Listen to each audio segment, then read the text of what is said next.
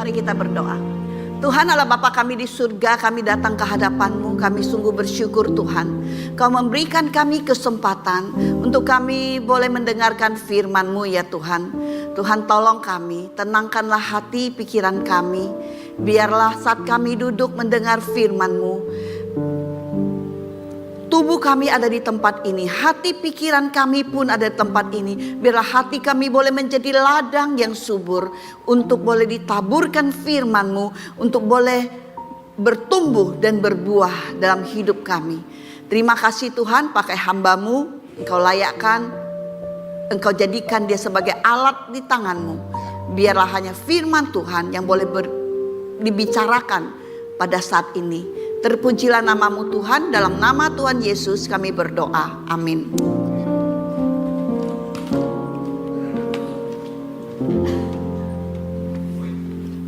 Pointer. Bapak Ibu yang terkasih dalam Tuhan, pada hari ini firman Tuhan yang kita akan bahas adalah tentang motivasi dalam pelayanan. Ya, motivasi dalam pelayanan. Nah,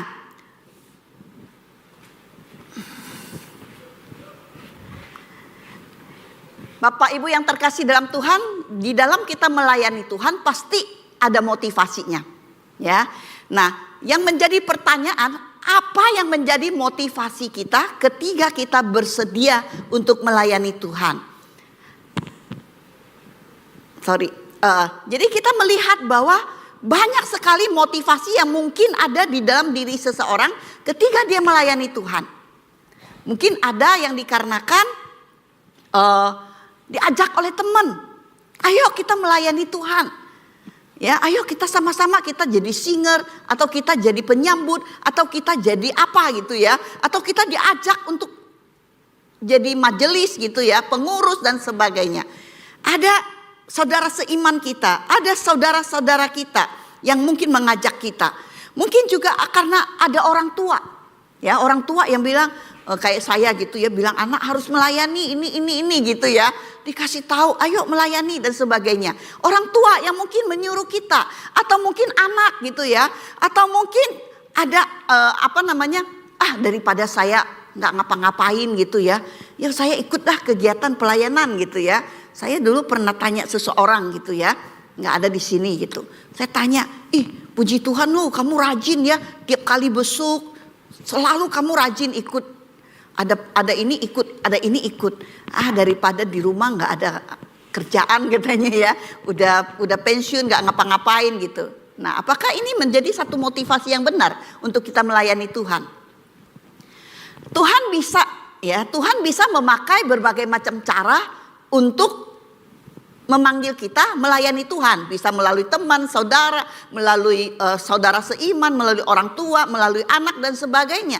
Atau mungkin waktu kita yang banyak bisa dipakai untuk kita melayani lebih baik. Bisa saja. Tetapi yang menjadi pertanyaan, apakah itu adalah hal yang utama, hal yang mendasar di dalam kita melayani Tuhan? Tentu tidak. Ya, tentu tidak. Yang menjadi dasar ketika kita melayani Tuhan itu apa? Yang bisa mendorong kita, yang bisa membakar hati kita untuk melayani, bekerja bagi Tuhan. Yang harus ada di dalam diri kita ketika kita mau melayani Tuhan, motivasi yang sangat dasar yang pertama bisa kita lihat adalah hati yang mengasihi Tuhan. Hati yang mengasihi Tuhan. Kita bisa mengasihi Tuhan karena Tuhan telah mengasihi kita kan. Tuhan telah memenuhi hidup kita dengan kasih-Nya. Kalau seseorang mengasihi, maka apa yang akan dia lakukan? Dia akan memberikan apa yang dia bisa berikan. Dia akan menjadi seorang yang mendengarkan dari orang yang dia kasihi. Dia akan melakukan sebisa mungkin untuk orang yang dia kasihi. Saya ingat ya dulu suami saya gitu ya, waktu itu masih jadi pacar. Dia sayang sama saya sakit. Saya bilang saya pengen makan kue cap. Dia juga pernah cerita ya, di Pangeran Jakarta. Dia pulang kerja dari BCA, dia beli ke Pangeran Jakarta, beli kue cap buat saya. Apa boleh buat? Saya dulu tinggal di Pejagalan. Sampai di Gajah Mada dia ditabrak. Jatuh. Badannya ada yang luka-luka. Tapi dia masih ketok pintu. Dulu aku tinggal di Pejagalan, dia pernah tinggal di Pejagalan. Ketok pintu, dia bawain kue cap. Saya enggak tahu dia lagi habis jatuh gitu ya. Baru besok saya baru tahu dia jatuh gitu ya, ditabrak. Dia sayang sama saya gitu ya. Dia mau melakukan dan memberikan apa yang saya suka gitu. Nah, kalau kita mengasihi Tuhan, itu yang mendorong kita untuk melakukan yang terbaik untuk pekerjaan Tuhan. Apa yang Tuhan mau saya lakukan, saya mau berikan buat Tuhan. Saya mau mentaati apa yang Tuhan mau saya lakukan. Jadi ketika kita dipanggil oleh Tuhan untuk melayani Tuhan, minggu lalu kita sudah mendengarkan firman Tuhan tentang panggilan di dalam pelayanan. Itu adalah salah satu motivasi ya, yang menjadi dasarnya adalah kasih. Karena aku mengasihi Tuhan, aku mau dipanggil oleh Tuhan, aku mau dipakai oleh Tuhan. Tuhan mau tempatkan saya di mana? Saya mau berikan yang terbaik bagi Tuhan. Karena saya mengasihi Dia. Kalau kita mengasihi Tuhan, pasti kita mau berikan yang terbaik bagi Tuhan. Pasti kita mau dengar panggilan Tuhan. Pasti kita mau melayani Tuhan. Dengan apa yang bisa saya lakukan. Yang menjadi motivasi kita, yang menjadi dasar selain kita mengasihi Tuhan. Karena kita mengasihi Tuhan, pasti kita ada satu ungkapan syukur. Karena Allah sendiri, Tuhan sendiri telah mengasihi kita. Dia telah berkorban bagi kita. Dia telah menyelamatkan hidup kita yang manusia yang berdosa. Dia telah memberikan yang terbaik, yaitu hidupnya untuk kita. Menggantikan kita untuk disalibkan di atas kayu salib. Karena ucapan syukur kita bukan hanya Dia menyelamatkan kita, tetapi Dia juga memberkati hidup kita, memimpin hidup kita, menguatkan kita saat kita duka, mendorong kita, mensupport kita di dalam segala keadaan kita. Kita bersyukur ketika kita menghirup udara, ketika kita masih bisa melakukan sesuatu. Atau pada waktu saya sakit, Dia tetap menghibur aku, Dia tetap ada di sampingku, Dia tetap menopang aku. Ketika kita mengalami kasih kemurahan Tuhan dalam hidup kita, pasti kita akan digerakkan untuk melayani Dia. Motivasi kita melayani Tuhan karena kita bersyukur. Tuhan, siapa sih saya? Tuhan, siapa sih saya? Saya manusia yang berdosa, yang penuh dengan cacat celah. Saya bukan manusia yang sempurna, nggak ada manusia yang sempurna. Jadi kita tidak bisa berkata, saya bukan manusia yang sempurna, saya nggak berani melayani Tuhan. Justru di dalam ketidaksempurnaan itu kita melihat kasih karunia Tuhan nyata dalam hidup kita. Dan Dia mau pakai kita. Itu yang mendorong kita untuk dengan setia melayani Tuhan. Manusia yang hidup dipenuhi oleh kasih karunia Tuhan yang melimpah.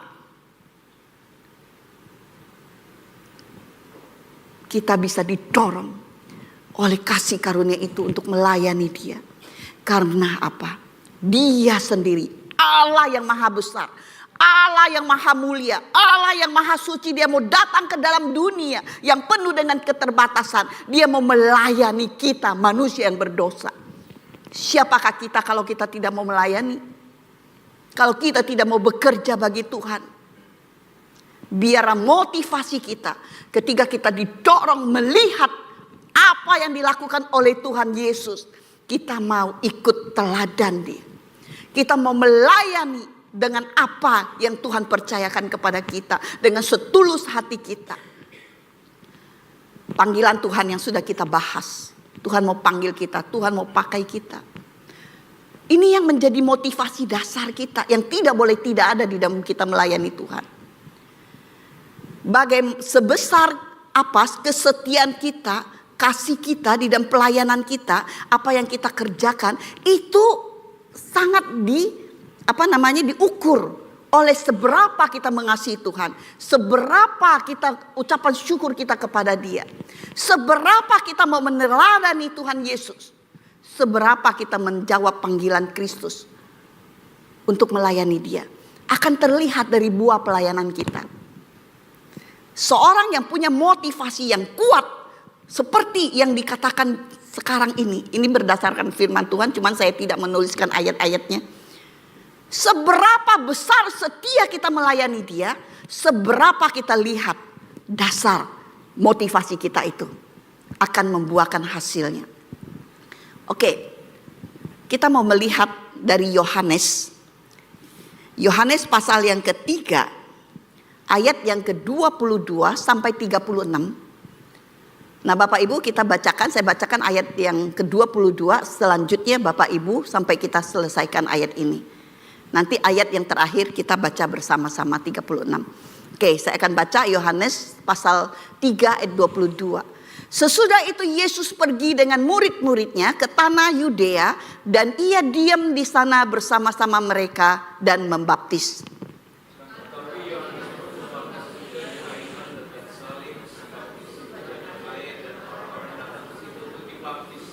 Sebab pada waktu itu Yohanes belum dimasukkan ke dalam penjara.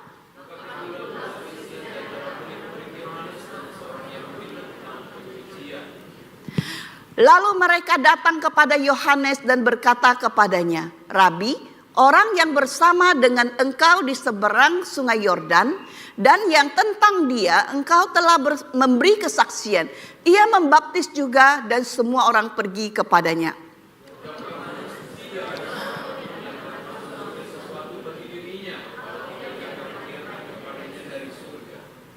Kamu sendiri dapat memberi kesaksian bahwa aku telah berkata, aku bukan Mesias, tetapi aku diutus untuk mendahulunya.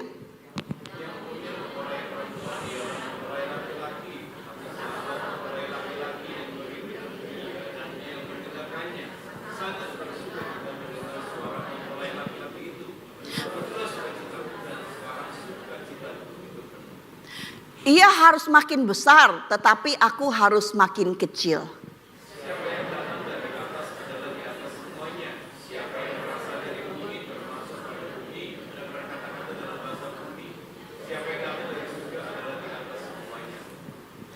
Ia memberi kesaksian tentang apa yang dilihatnya dan yang didengarnya, tetapi tak seorang pun yang menerima kesaksiannya itu.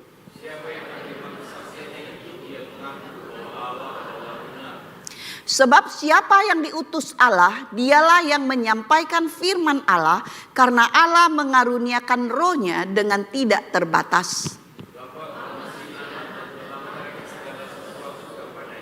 Ya, barang siapa percaya kepada anak, ia beroleh hidup yang kekal. Tetapi barang siapa tidak taat kepada anak, ia tidak akan melihat hidup, melainkan murka Allah tetap ada di atasnya. Dan Bapak Ibu yang terkasih dalam Tuhan, kita bersama-sama mau melihat bagaimana teladan motivasi daripada Yohanes Pembaptis di dalam melayani Tuhan.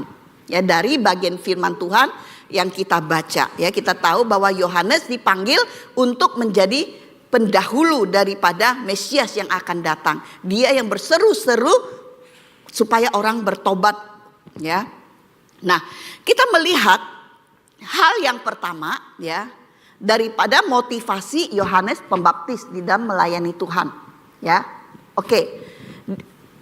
Yohanes menyadari bahwa pelayanan adalah anugerah Allah. Ya, firman Tuhan dikatakan tidak ada seorang pun yang dapat mengambil sesuatu bagi dirinya kalau tidak dikaruniakan kepadanya dari sorga. Ya, di sini kita melihat bahwa Yohanes dia memandang pelayanan yang Tuhan percayakan kepadanya merupakan anugerah. Ya, dia melayani bahwa panggilan Tuhan anugerah adalah anugerah. Ya, di dalam dia melayani Allah. Saya yakin dan percaya Yohanes ketika dia melihat apa yang Tuhan ingin dia lakukan itu adalah anugerah, ya. Karena apa? Karena Yohanes dia mengasihi Tuhan. Dia melihat apa yang diperintahkan oleh Tuhan, apa yang diinginkan oleh Tuhan itu bukan karena paksaan, itu bukan karena beban yang diberikan kepada dia, tetapi itu adalah anugerah yang Tuhan berikan kepada dia. Dan saya yakin dan percaya ketika Yohanes punya satu hati melihat hal ini, dia mengasihi Tuhan. Dia mensyukuri apa yang sudah Tuhan berikan kepada dia. Dia mensyukuri pelayanan yang Tuhan berikan kepada dia. Dia menganggap bahwa melayani Tuhan adalah satu moto yang pernah kita pakai. Ya, apa? Melayani adalah kehormatan, bukan beban. Bukan satu beban yang Tuhan berikan kepada dia untuk dia pikul, walaupun pelayanan yang dia jalanin itu bukan mudah. Bukan hal yang gampang ketika dia minta orang untuk bertobat, ketika dia berteriak, bersaksi akan Kristus. Bukan hal yang gampang. Karena zaman pada waktu sebelum Tuhan Yesus muncul di dalam pelayanannya, kita tahu bahwa umat Israel pernah mengalami masa kegelapan yang begitu panjang. Tetapi sekarang Mesias akan tampil. Maka Yohanes dia menjadi pendahulu untuk memberitakan tentang Mesias dan orang Israel yang harus bertobat. Itu bukan pekerjaan yang gampang. Tetapi dia melihat, dia mau bekerja sama dengan kita loh.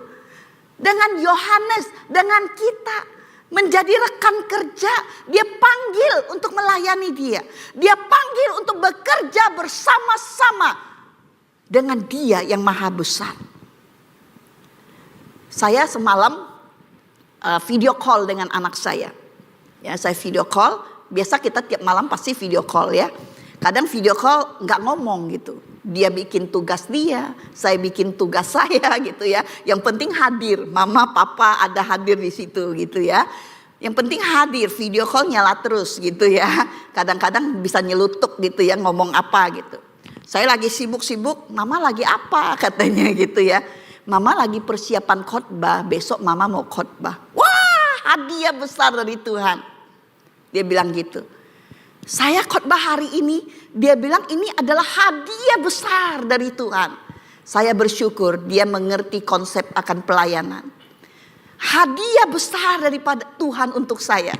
Karena apa? Hari ini Tuhan sudah tambahkan satu umur buat saya. Pas hari ini. Saya melayani Tuhan dari tahun 94. Ya, waktu itu weekend. Dulu saya melayani weekend. Kalau sekarang weekend ya bantu-bantu ya. Dulu saya melayani weekend udah pegang komisi. Saya pegang komisi remaja. Waktu itu remaja sekitar 40-50 orang gitu ya. Saya mahasiswa weekend, saya pegang komisi. Sampai sekarang dari tahun 93 ya 30-an tahun gitulah ya. 30-an tahun lah. Kalau mau bilang ya walaupun mungkin ada waktu saya gak full gitu ya. Gak full time gitu ya.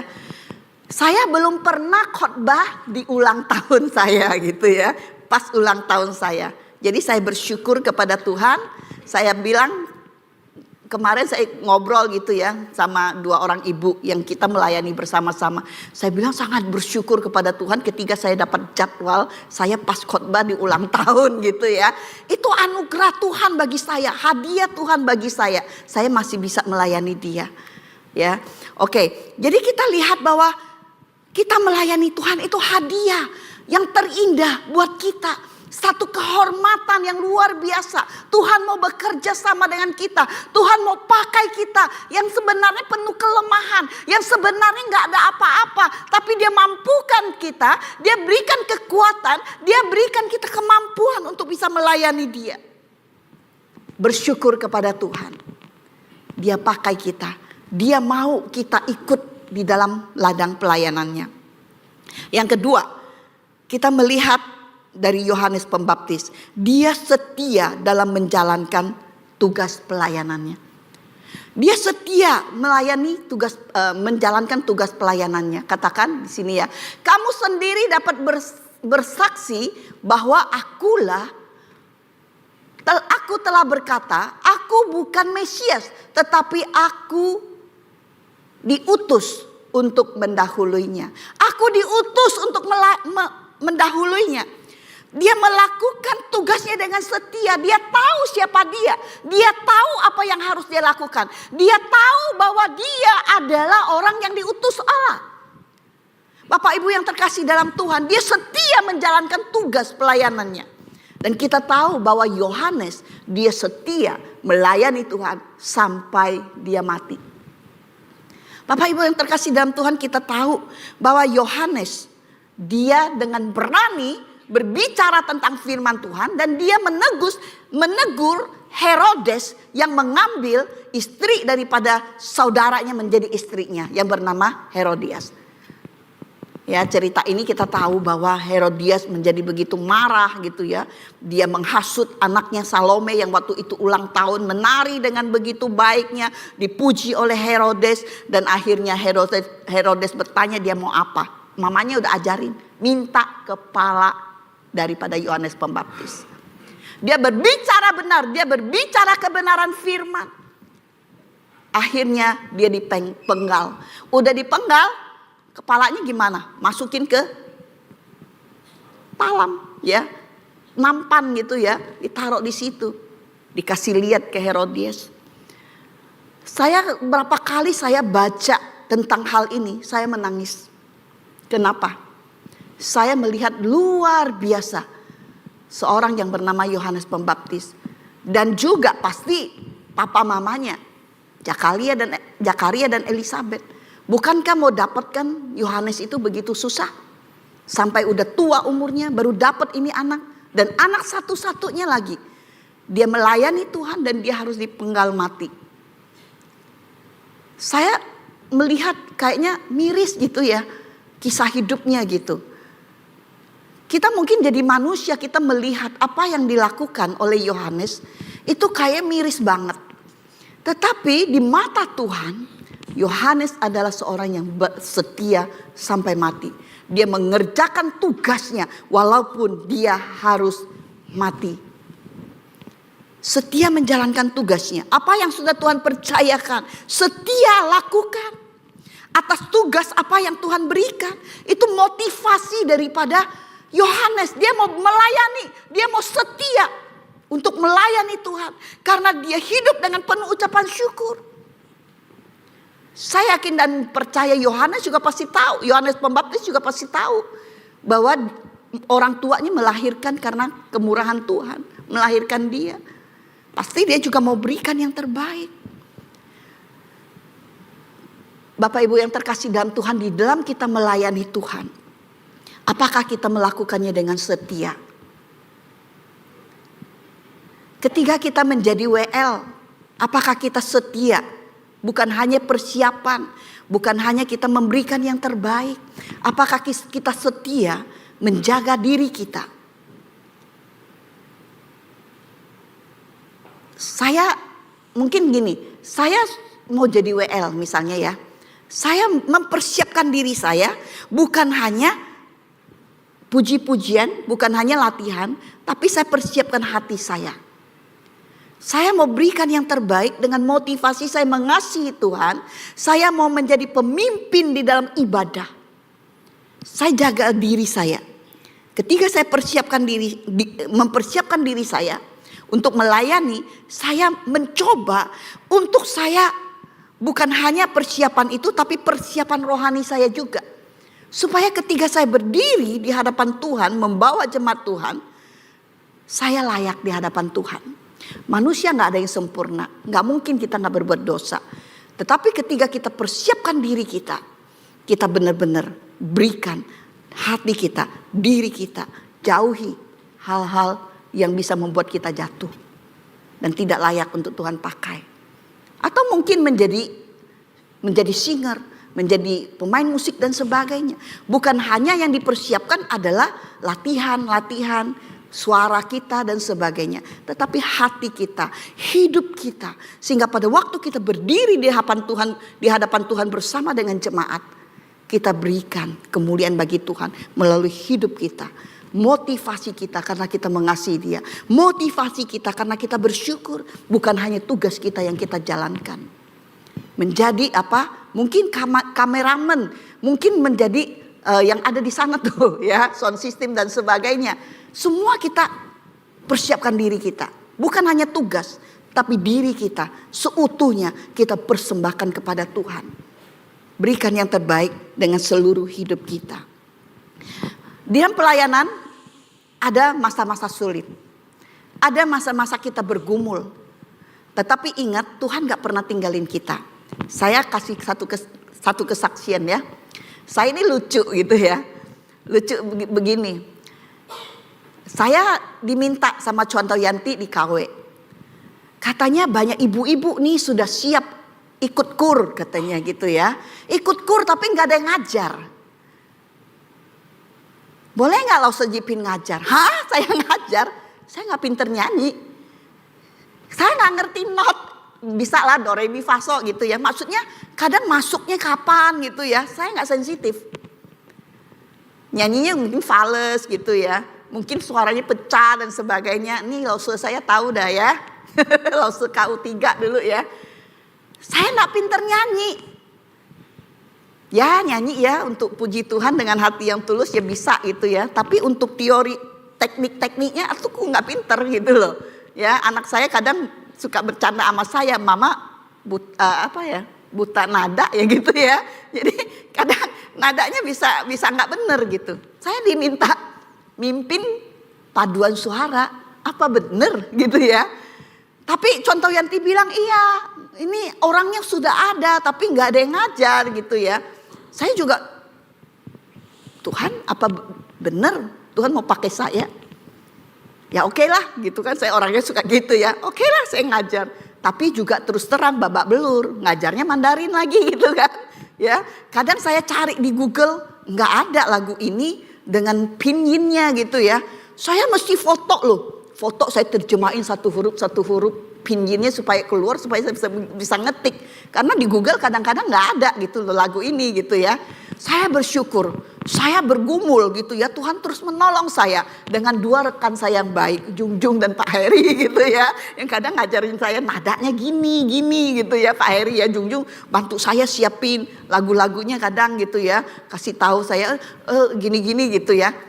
Jadi ada tim gitu lumayan ya, bersyukur sampai hari ini gitu ya. Walaupun saya nadanya nggak tahu gimana tapi ada orang support saya gitu ya. Jalan gitu. Oke, saya bilang Chontoyanti kalau ada orang lebih bagus nggak apa-apa gitu ya. Jangan sungkan kasih tahu saya gitu ya.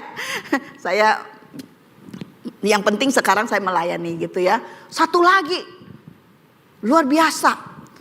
Chontoyanti bilang, kamu jadi penterjemah khotbah. Waduh, dari Mandarin ke Indonesia. Saudara, saya itu gak pernah belajar Mandarin. Pernah juga les-les, ya dasar itulah seadanya gitu ya.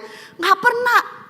Saya gak kenal huruf. Kenal 1, 2, wo, ai, ni gitu ya. Ni, ai, wo gitu ya. Dikit-dikit, 1 huruf, 2 huruf gitu ya. Gak bisa saya menjadi penterjemah.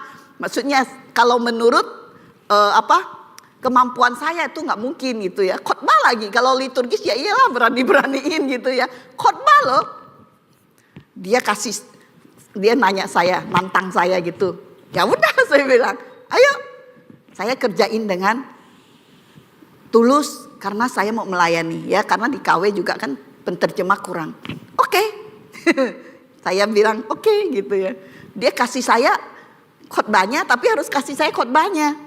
Kan bukan pakai bahasa Indonesia, kasih saya pakai bahasa Mandarin. Suami saya bingung, kok kamu bisa Mandarin? Saya transit Google, aku bilang ya. Terus aku dengan berani kan transit Google itu nggak semua bener loh.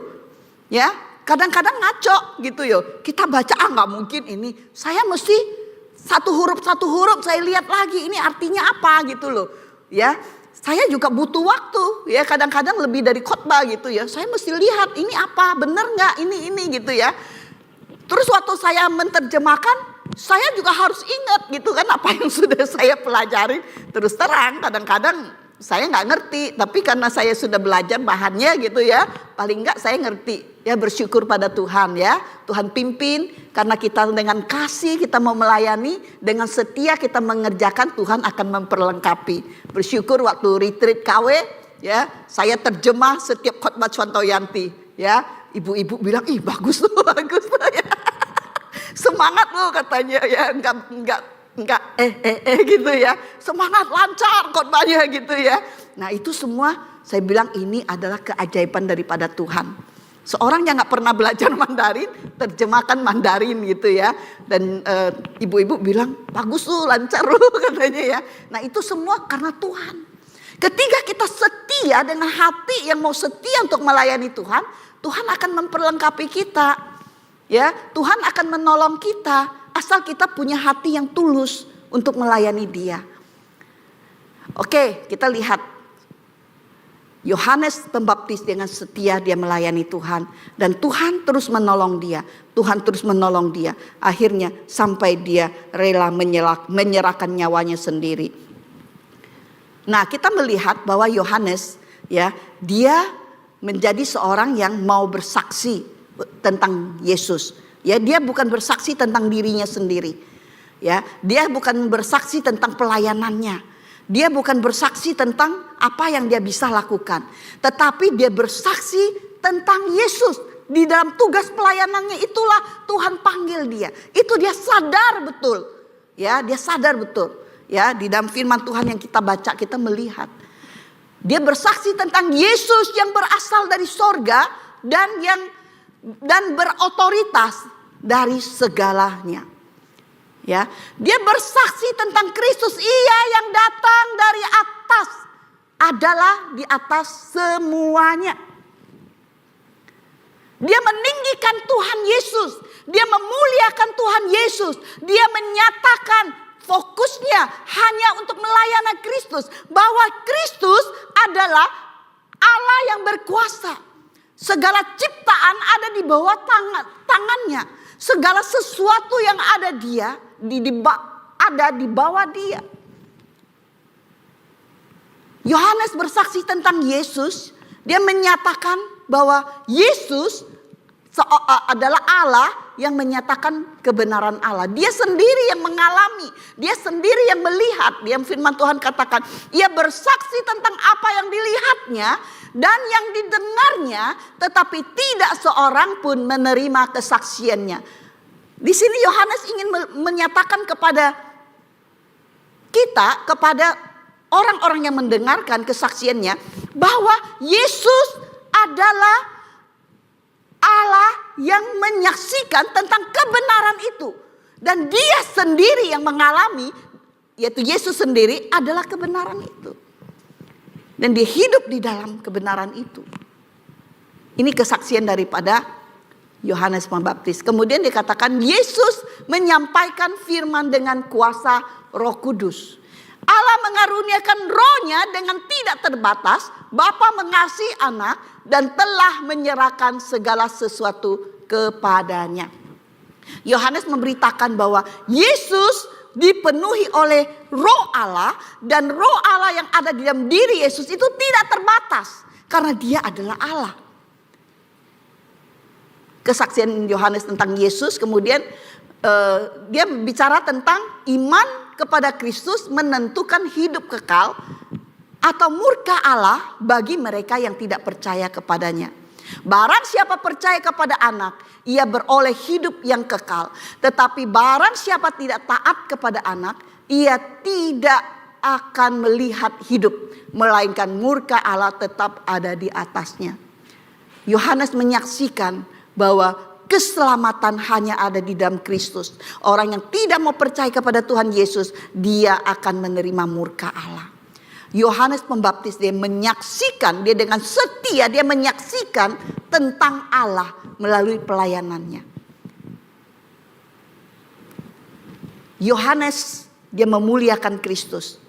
Dia punya satu motivasi bahwa hidupnya, pelayanannya dia mau memuliakan Kristus. Dia bersuka cita kalau Kristus dimuliakan oleh banyak orang. Dia bersuka cita ketika Kristus, dia mendengar suara Kristus. Dikatakan sahabat mempelai laki-laki, yaitu dirinya sendiri, bersuka cita mendengar suara mempelai laki-laki itu, yaitu Yesus Kristus. Itulah sukacitaku dan sukacitaku itu kini penuh. Ya, saya mau langsung sambung ke ayat ini ya. Yohanes Pembaptis dia berkata, ia harus makin besar tetapi aku harus makin kecil. Yohanes Pembaptis dia bersuka cita karena Kristus sudah keluar untuk melayani. Ya, ketika dia mendengar Kristus bersaksi, dia bersuka cita. Nah, ini adalah latar belakangnya. Kalau kita lihat di dalam ayat yang ke-22, saya bacakan ya.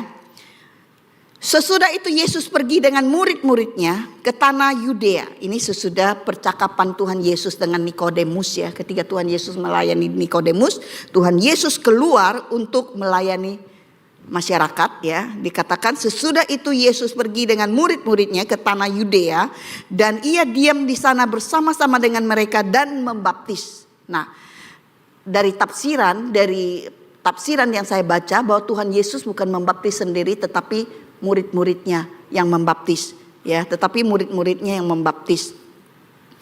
Oke, kemudian akan tetapi Yohanes pun membaptis juga di Ainon dekat Salim, sebab di situ banyak air dan orang-orang datang ke situ untuk dibaptis. Jadi kita lihat ada pihak Tuhan Yesus yang membaptis, ada pihak Yohanes yang membaptis. Yohanes pasti lebih dulu karena dia pembuka jalan ya. Nah, kemudian rombongan Tuhan Yesus juga membaptis ya. Nah, jadi kita lihat kemudian sebab pada waktu itu Yohanes belum dimasukkan ke dalam penjara, maka timbullah perselisihan di antara murid-murid Yohanes dengan orang Yahudi tentang penyucian dan sebagainya. Jadi ini punya satu latar belakang di mana murid-murid Yohanes membaptis ketika dia melihat orang-orang daripada Tuhan Yesus atau murid Tuhan Yesus juga membaptis ya, padahal tugas itu kan biasa yang dikerjakan oleh mereka gitu ya. Mereka menjadi apa? Ya, mereka menjadi nggak seneng, hatinya nggak nyaman ya. Ini kerjaan, tugas ini biasa kami yang lakukan gitu ya. Guru kami yang lakukan, kok sekarang muncul rombongan ini gitu ya. Padahal rombongan ini Tuhan Yesus gitu gurunya gitu ya, Tuhannya yang biasa disaksikan oleh Yohanes, sekarang mereka juga membaptis gitu ya. Jadi timbullah satu perselisihan, timbullah ada satu iri hati, kecemburuan gitu ya. Akhirnya mereka datang mengadu kepada Yohanes ya. Maka Yohanes akhirnya bersaksi tentang Tuhan Yesus gitu ya. Jadi kita lihat di sini bahwa tadi saya katakan bahwa Yesus nggak dibaptis karena Yohanes pun pernah berkata bahwa Yesus itu tidak membaptis air ya, membaptis air tetapi dengan apa? Dengan roh gitu ya. Oke, jadi kita lihat bahwa Yohanes Pembaptis ketika dia melihat murid-muridnya yang tidak senang dengan keberadaan pelayanan Tuhan Yesus dan rombongannya ya, mereka tidak tenang melihat ya, mereka mungkin melihat ada ketidaksenangan, ada cemburuan dan sebagainya ya. Tapi Yohanes mengatakan bahwa dia bukan Mesias, bahwa dia adalah hanya teman, sahabat daripada mempelai laki-laki itu. Kalau mempelai laki-laki itu suaranya sudah terdengar, artinya bahwa kemuliaannya sudah dinyatakan, pelayanan Tuhan Yesus sudah untuk masyarakat sudah kelihatan gitu ya, sudah dilakukan. Maka dia katakan dia harus makin besar, aku makin kecil. Kita lihat sikap daripada hati Yohanes Pembaptis. Dia tidak iri hati, dia tidak merasakan ketidaknyamanan ya, atau dia merasa cemburu dan sebagainya. Tapi dia tahu siapa diri dia. Dia hanyalah seorang hamba. Dia adalah hanya seorang petugas, seorang pelaksana tugas yang dipercayakan Tuhan kepada dia. Tetapi yang harus ditinggikan, yang harus dipermuliakan adalah Tuhan Yesus. Sehingga hatinya penuh sukacita. Ya, hatinya penuh sukacita. Nah, Bapak Ibu yang terkasih dalam Tuhan, ketika kita dipercayakan pelayanan, mungkin kita dipuji, mungkin kita bisa melayani dengan luar biasa. Ingatlah, bukan kehebatan kita, bukan untuk kita menyombongkan diri kita, tetapi kita harus meninggikan Tuhan. Kita tidak membawa orang secara sentral memperhatikan kita, tetapi Kristus. Saya pernah berbicara dengan Contoh Kori gitu ya, berbicara yang tentang pelayan-pelayan mimbar gitu ya. Contoh Kori pernah mengatakan kepada saya, gimana kalau ada orang melayani di atas mimbar, dia pakai kutek gitu ya, cerah sekali gitu ya, dan semuanya. Saya bilang, prinsipnya gimana? Saya pernah dengar dosen saya katakan, ketika kita berdiri di atas mimbar, itu Tuhan yang harus ditinggikan, Tuhan yang harus dilihat, Tuhan harus dimuliakan, bukan kita. Kalau kita berdiri di atas mimbar, kita terlalu membuat orang fokus kepada kita, Mungkin dengan penampilan kita gitu ya. Mungkin dengan pakaian kita. Wih, ini bajunya ketat ya. Ini begini ya.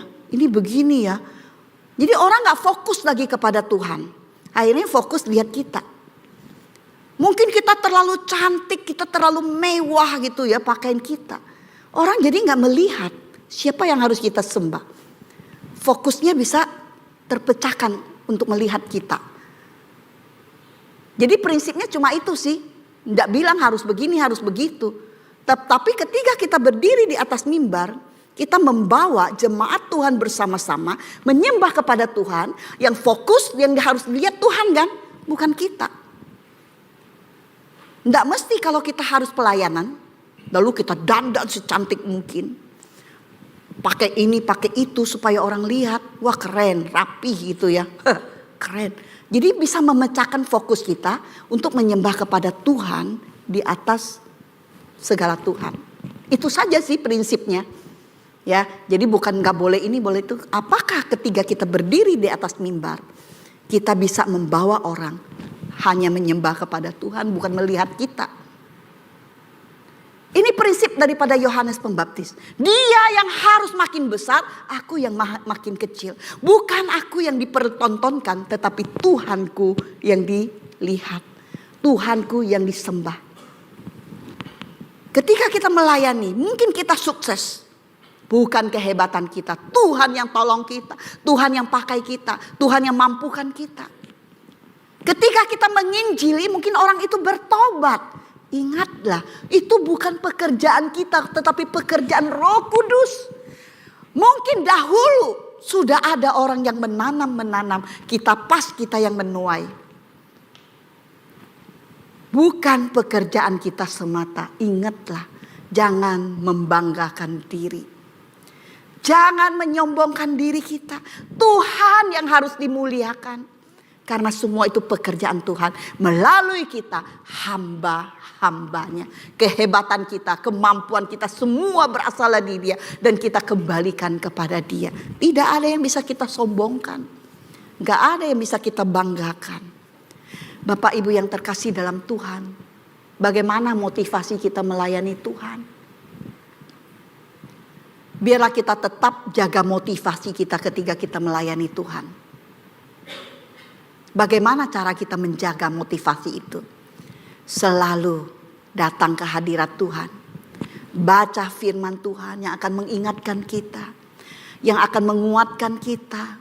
Ketika kita lemah. Ketika kita merasa sudah tidak berdaya. Ketika kita sudah merasa kecewa. Baca firman Tuhan itu akan mengingatkan kita, akan menguatkan kita, akan menopang kita, akan menghibur kita, akan mendorong kembali kepada kita untuk motivasi yang benar.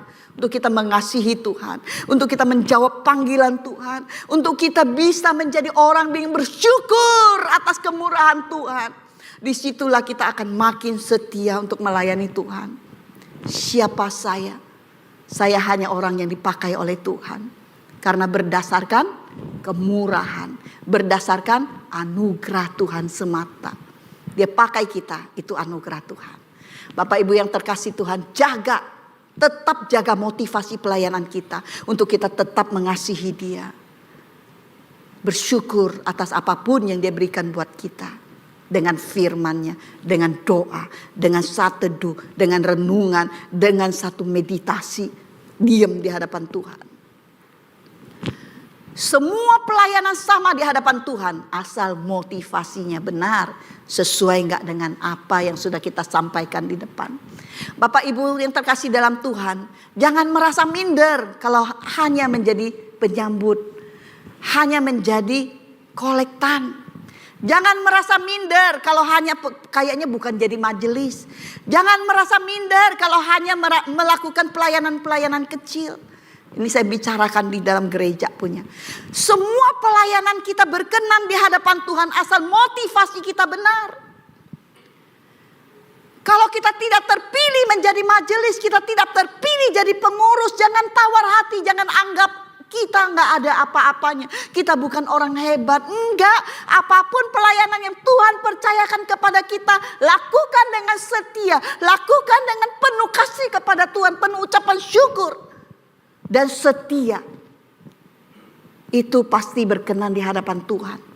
Apapun yang Tuhan percayakan, mungkin di luar, bukan di gereja. Kita sebagai pengusaha, pekerja, ibu rumah tangga, apapun yang kita kerjakan di luar, kita lakukan dengan segenap hati karena kita mau memuliakan Tuhan.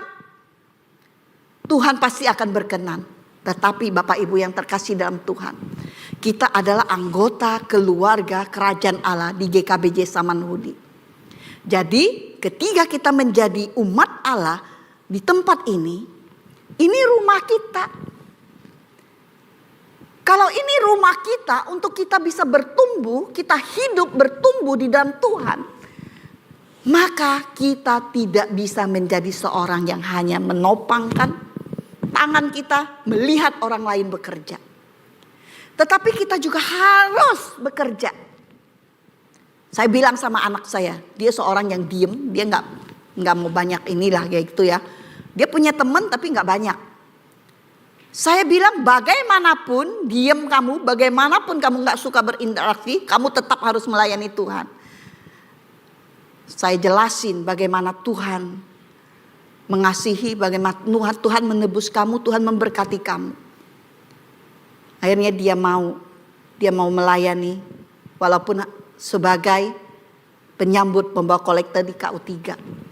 Berbeda dengan anak saya yang kedua yang begitu aktif, sampai di Jepang sekarang juga aktif gitu ya, ikut persekutuan ini dan sebagainya. Seringkali dalam hidup kita sebagai jemaat Tuhan di gereja, jangan berpangku tangan, bekerja paling minimal pun berdoa untuk gerejamu. Ini rumahmu, ini tempat kita bertumbuh. Tuhan menempatkan kita di tempat ini bukan kebetulan. Tuhan panggil kita, Tuhan mau kita bertumbuh bersama-sama, memuliakan Tuhan, melayani Tuhan di rumah ini. Lakukan apa yang bisa kita lakukan, gak boleh berdiam diri. Kalau kita di rumah, kita juga nggak bisa ya duduk lihat gitu ya orang saudara-saudara lain bekerja. Kita semua bersama-sama kita mau bekerja untuk Tuhan sesuai dengan porsi yang Tuhan berikan, sesuai dengan panggilan Tuhan. Nah Bapak Ibu yang terkasih dalam Tuhan, semua pelayanan sama di hadapan Tuhan. Jadi ya kalau kita melayani di bagian apapun, motivasi yang pertama itu harus terus ada dalam diri kita. Mungkin tadi saya jadi majelis. Oh enggak, seumur hidup saya jadi majelis. Saya sudah 2 periode, saya berhenti. Saya enggak mau naik lagi. Jangan menghakimi.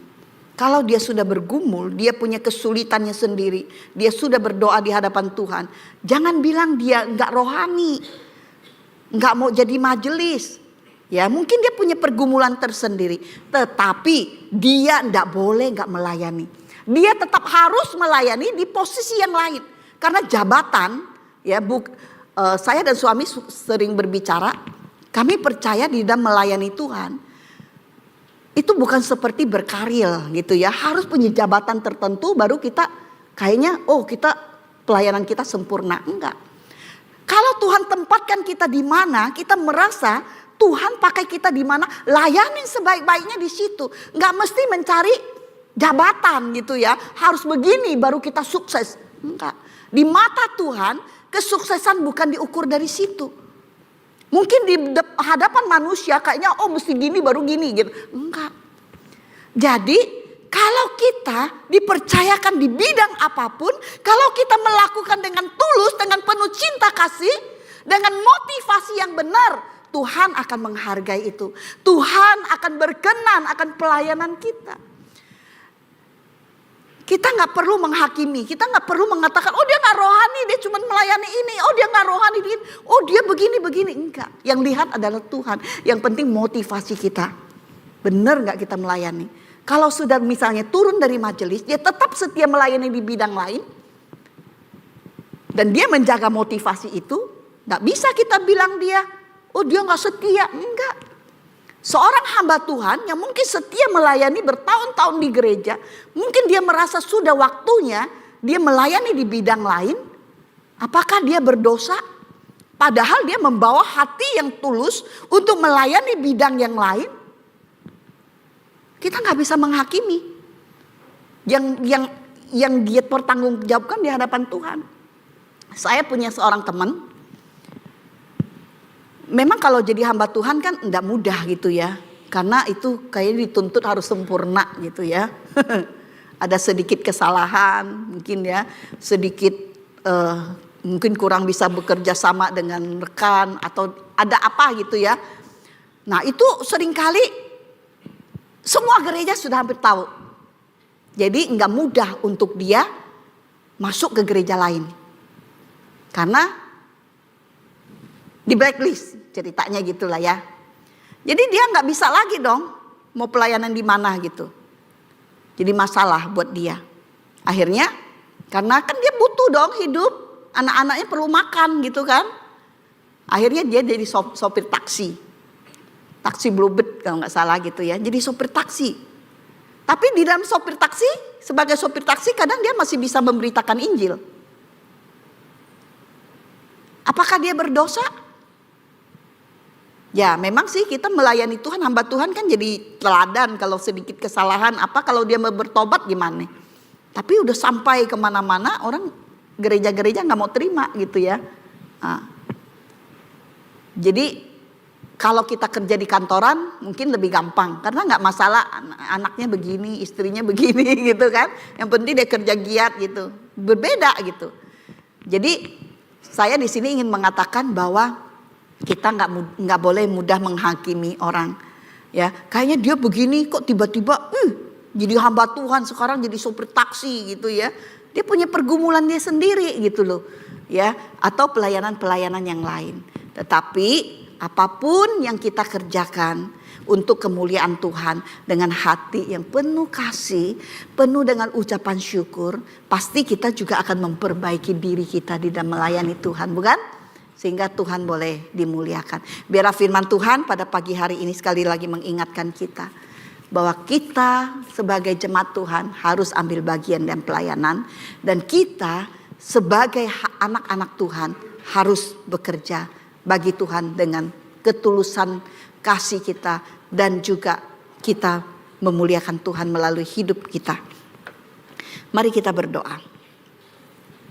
Tuhan Allah Bapa di surga, kami datang ke hadapan-Mu. Kami bersyukur Tuhan terus ingatkan kami ya Tuhan. Tolong kami supaya kami boleh selalu introspeksi diri untuk mau melayani Tuhan dengan satu motivasi yang benar. Mau mengasihi Tuhan, bersyukur kepada Tuhan, mau memuliakan Tuhan, mau meneladani Tuhan Yesus, mendengarkan kehendak Tuhan, panggilan Tuhan dalam hidup kami. Biarlah kami boleh memberikan yang terbaik bagi Tuhan. Segala kelemahan kami Tuhan, tolong kami, biar kami boleh memperbaharui, Tuhan memperlengkapi kami, memampukan kami. Ini doa kami ya Tuhan, dalam nama Tuhan Yesus kami berdoa, amin.